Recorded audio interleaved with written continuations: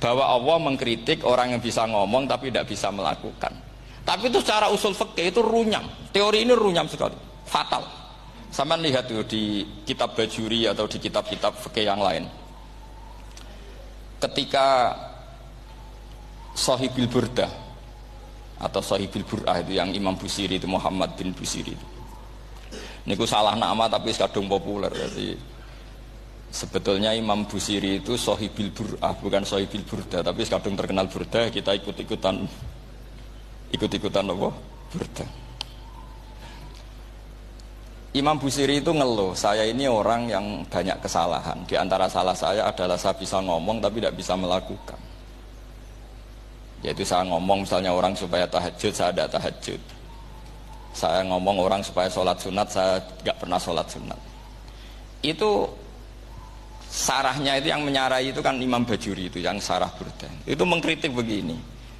Kalau Anda ngendikan itu fi ma'radi dzammin nafsi, yaitu dalam konteks Anda mengkritik diri sendiri oke. Tapi omongan Anda salah.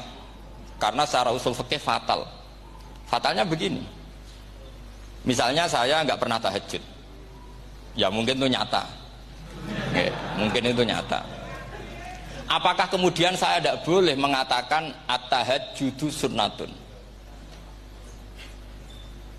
Apa saya diwajibkan diam hanya karena saya tidak pernah tahajud, terus saya seorang kiai yang haram mengatakan at-tahajjud sunnatun? Saya harus tetap mengatakan kalau tahajud itu sunnah. Saya kalau punya santri terus saya bilang, "Jong, napas nganggur yuk tahajud. Tahajud itu sunat." Karena mengatakan kebaikan pasti bagian dari kebaikan itu sendiri. Makanya kata Imam Bajuri, "Fakaifa yakunul amru bil ma'rufi mazmuman." Bagaimana mungkin sesuatu yang jelas baik karena memerintahkan kebaikan mazmuman menjadi sesuatu yang tercela hanya karena mengatakan tidak melakukan. Fa innal fi'la ya amrun wal hukmu ya amrun akhar. Itu beda. Jangan karena Anda tidak minum teh karena diabetes, terus Anda kalau ada tamu tidak disuguhi teh. Karena saya sendiri tidak minum teh. Wah ya repot kalau gitu. Nah itu lagi-lagi tadi orang Khawarij salah ketika mengartikan ayat yang harusnya objek kritiknya itu orang kafir, kemudian karena Quran lama sekali dibaca orang Islam sampai orang itu lupa kalau Quran awalnya turun diantaranya adalah membenahi akidahnya orang kafir, sehingga korbannya orang Islam. Itu mirip seperti cerita kita ya, santri-santri itu kalau punya musuh itu baca Hizib Nasr. Dulu pengarang Hizib Nasr itu musuhnya orang fasik, sehingga di Hizib santri ora di musuh wong fasik, duwene kancane dhewe, akhirnya kancane yang kena hizib. Nah ini penting saya aturkan ya, sama seperti itu. Lama sekali Quran itu hanya dibaca orang Islam dan komunitasnya Muslim, sehingga seakan-akan semua kritikan Quran itu pada orang nopo Islam. Padahal jelas Quran ada kul ya ayyuhal kafirun. Jelas mukhatabnya orang kafir. Sabda kata lakum dinukum waliyadin. Nah ini penting kalau aturakan. Makanya kalau melihat itu, Quran jelas bisa difahami orang kafir. Bahkan banyak orang kafir yang menjadi muslim karena faham maknanya apa? Faham maknanya Quran. Itu jelas sekali. Itu masyhur sekali dialeknya Nabi dengan Walid bin Mughirah, dengan Utbah, dengan banyak sekali termasuk dengan Abu Jahal, dengan Abu Lahab. Bahkan orang-orang kafir Quraisy itu menyewa namanya Musailamah Al-Kadzab. Kalau di sini umumnya baca Musailamah apa Musailimah? Trennya di sini pakai fathah ya. Itu entah ya, nggak tahu saya yang masalah yang mana itu kan, karena memang kalau dalam ilmu riwayat itu sekali salah baca itu kasus betul, kayak Sa'id bin Musayyab atau Sa'id bin Musayyib itu ketika beliau sugeng itu kalau dipanggil Sa'id bin Musayyab itu marah besar. Karena maknanya Sa'id al-Musayyab itu yang ditawan. Makanya beliau bilang sayyabatni Irak wa anal Musayyib. Orang Irak mengatakan saya ini ditawan. Sebenarnya saya yang menawan mereka. Tapi al-Masyhur itu dibaca Sa'id bin Musayyab. Padahal dia tidak mau dipanggil Sa'id bin Musayyab. Sa'id bin Musayyab. Karena nama ini penting. Pentingnya begini. Ini kata Rasulullah kalau sedang guyon, kata Nabi, mbok kamu itu sekali-kali mikir, kenapa saya ini diberi nama Allah Muhammad. Ini hadis sahih di Bukhari, ada di Kitabul Adab.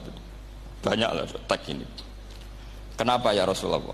Allah itu senang bingung wong kafir, kata Rasulullah.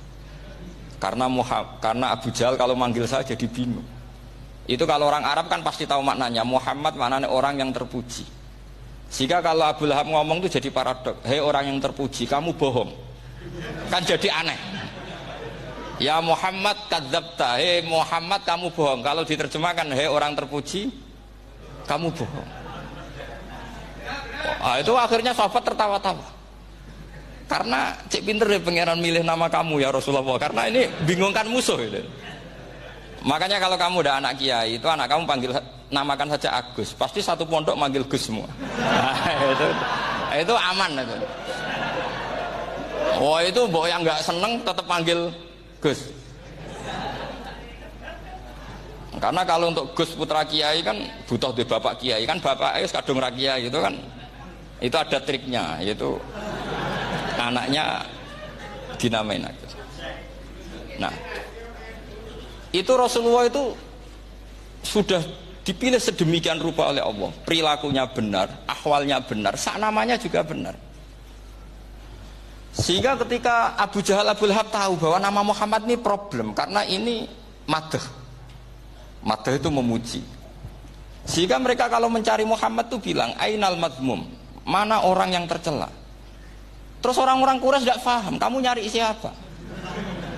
Akhirnya mereka bilang, Ana atlubu Muhammad, dan saya cari Muhammad. Akhirnya bilang Muhammad lagi. Nah, itu. Nah, Quran juga main di ranah nama. Sehingga Abu Jahal itu namanya kan Abul Hakam. Orang Islam dari awal memanggil Abu Jahal. Karena kalau sampai kita manggil Abul Hakam, kita akan mengalami paradok, ya Abul Hakam, hei bapak dari semua kebijakan, kamu begini kan kacau. Makanya itu dari sini orang nggak boleh salah apa? Salah nama. Ini penting kalau aturakan karena kadang menganalisis Quran itu satu bilisanin Arabi mubin, kata Imam Syafi'i, wa innahu latanzilu rabbil alamin nazala bihir rohul amin ala qalbika litakuna minal mundzirin bilisanin Arabi mubin. Di antara, kata Imam Syafi'i ini, di antara aturan pokok memahami Quran adalah dia malian bil arabiyah, dia sangat-sangat menguasai bahasa Arab. Itu masyhur dalam dialog Imam Syafi'i. Saman kalau ngaji takrib atau Fathul Mu'in, syarat sahnya tayamum lil musafir itu apa? Tolabul ma', mencari apa? Air.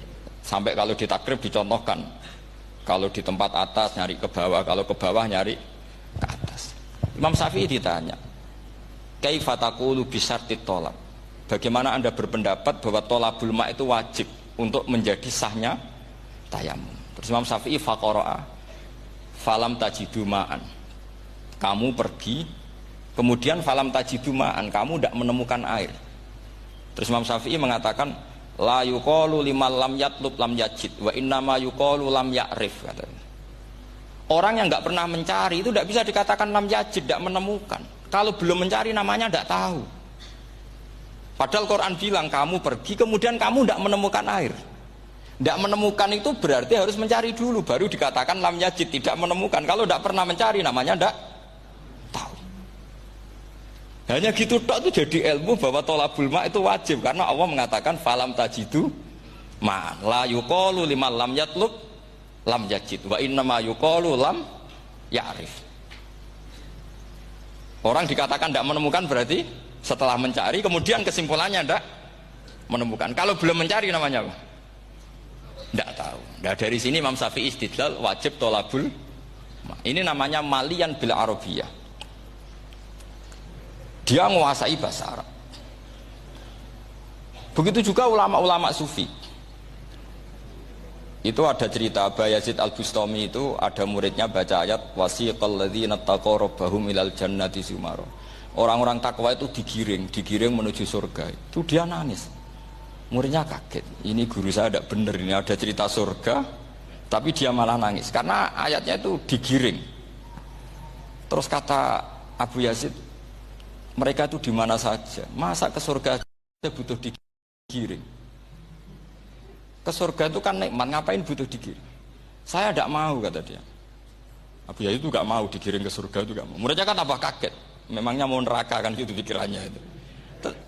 Ternyata beliau jawabnya sederhana.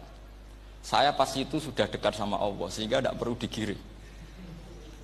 Kemudian saya sudah panitia kiamat pas itu, jadi nggak perlu digiring. Nah ini nanti penting jadi satu aturan ilmu ulumul Quran.